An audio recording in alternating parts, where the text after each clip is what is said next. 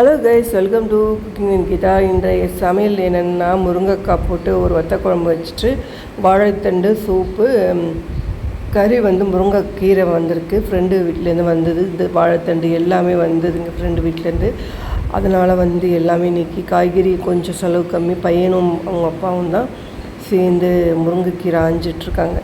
அவ்வளோ முருங்கைக்கீரை கட்டி வச்சா கூட உதிர்ந்தாலும் அதில் நரம்பு நிறையா கிடக்குங்க, காம்பு. அதை எடுத்துக்கிறதுக்கே பொழுது போயிடுது.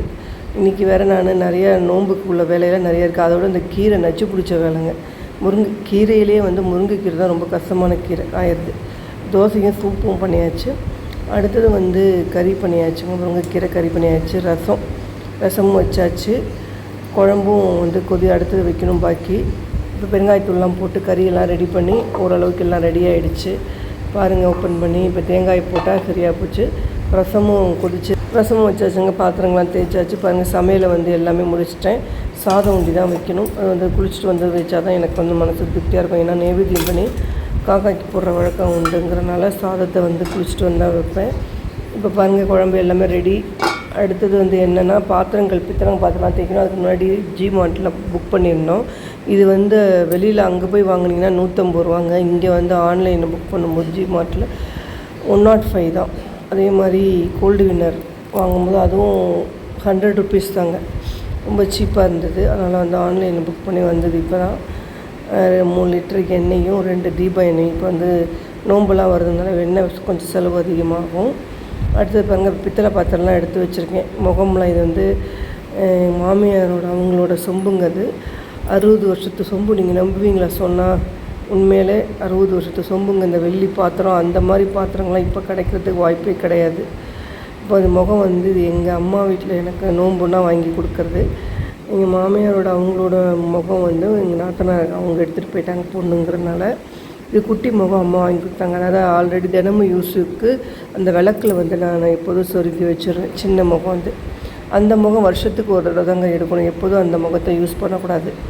அதனால் பீதாம்பரி பவுடரும் விம்பார் லிக்விடும் போட்டு அதில் ஊற வச்சுருக்கேன். அதில் பாருங்கள், சமையல் முடித்தாச்சு. முருங்கைக்காய் வத்த குழம்பு, முருங்கைக்கீரை கறி, ரசம், மோர் எல்லாம் ரெடி பண்ணி எடுத்து வச்சாச்சு. பாத்திரங்கள்லாம் இனிமேல் தேய்க்கணும். ஊற வச்சுருக்கு. சாப்பிட்டதுக்கப்புறம் தான் தேய்ச்சிட்டு ரிலையன்ஸ் போய் மளிகை சாமான்லாம் வாங்க வேண்டியதெல்லாம் இருக்குது. நாளைக்கு நோம்புக்கு தேவையானதெல்லாம் நிறைய சாமான் இந்த மாதம் வாங்கணும். பாருங்கள், சாமான் வாங்கி வச்சுட்டு வந்தாச்சு. பாத்திரம்லாம் தேய்ச்சி பாருங்கள், தொடச்சி கவுத்து ரெடியாக வச்சுட்டேன். பித்தளை பாத்திரத்தெல்லாம் சாமானும் வந்துருச்சு. பின்ன எடுத்து வைக்கணும். பையன் எடுத்து கொடுக்குறேன், எடுத்து வச்சிட்றேன் அப்படின்னு சொல்லியிருக்கான். அதனால் அவனை எடுத்து எல்லாம் கொட்டி ரெடி பண்ணி எல்லா வேலையும் செஞ்சு கொடுத்துருவான். இந்த பாக்ஸ் 90 ருபீஸ் தாங்க. 4 டப்பா வாங்கினேன். நோன்பு வரவங்களுக்கு வெத்தலைப்பாக்கு வச்சு கொடுக்கும்போது இந்த பாக்ஸையும் வலையில எல்லாம் வச்சு கொடுக்கலான்ட்டு ஒரு 4 டப்பா வாங்கிட்டு வந்திருக்கேன். 99 ரூபா தான். ரொம்ப சீப்பாங்க. எல்லா பிளாஸ்டிக் ஐட்டம்ஸ் எல்லாமே ரொம்ப சீப்பாக இருந்தது. ரிலையன்ஸுங்கிறதுனால ஓரளவுக்கு சீப்பாக தான் இருக்குது. பாருங்கள், அம்பாளுக்கு அலங்காரம் பண்ணி ரெடி பண்ணியாச்சு. ஏன்னா நாளைக்கு எல்லா வேலையும் செய்ய முடியாதுன்ட்டு கொஞ்சம் ரெடி பண்ணிட்டேன். எடுத்து பையன் எடுத்து போட்டுட்ருக்கான். அவன் எடுத்து எல்லாம் சரி பண்ணிடுறேன்ட்டான். அதுக்கப்புறம் மக்ரோனி டிஃபன், நைட் டிஃபனுக்கு நான் மக்ரோனி தான் வேக வச்சு கொதிச்சிட்ருக்கு, வெந்துட்டுருக்கு. அதுக்கப்புறம் வடிகட்டிட்டு நம்ம அடுப்பெலாம் துடைச்சி காய்கறிலாம் நறுக்கி வச்சுட்டேங்க. முட்டைக்கோஸு, புடலங்காய் எல்லாம் போட்டு நறுக்கி வச்சாச்சு. அப்புறம் ஒரு இம்முடி பால் கரைக்கணும். பாருங்கள், எல்லாம் டிஃபன்லாம் பண்ணி எல்லாம் கொண்டு ஹாலில் வச்சாச்சு. இப்போ அடுப்பெலாம் துடைச்சிட்டு அதுக்கப்புறம் இன்னும் கண்டினியூ பண்ண வேண்டியதெல்லாம் இருக்குது. அம்பாளுக்கு ஃபுல் ஃபினிஷ் பண்ணி அலங்காரம் பண்ணணும்ல.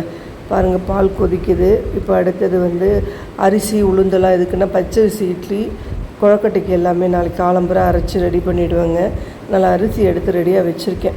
தண்ணி காலம்பரை தான் எழுந்து ஊற்றி ஊற வைக்கணும். எல்லாமே நம்ம முன் ஏற்பாடு எவ்வளோ முடியுமோ நம்மளால் நம்ம ஒண்டியாக செய்கிறோம் அப்படின்னா நம்ம முடிஞ்ச வரைக்கும் நம்ம யோசித்து திங்க் பண்ணி நம்ம முதல் நாளே ஏற்பாடு பண்ணிக்கணுங்க. ஏன்னா மறுநாள் ஏதாவது ஒரு விஷயத்தை நம்ம மறந்துடுவோம். இந்த விளாக் இதோட முடிச்சுக்கிறேன். பாருங்கள், இன்றைய விளாக் இப்படி தான் போச்சு.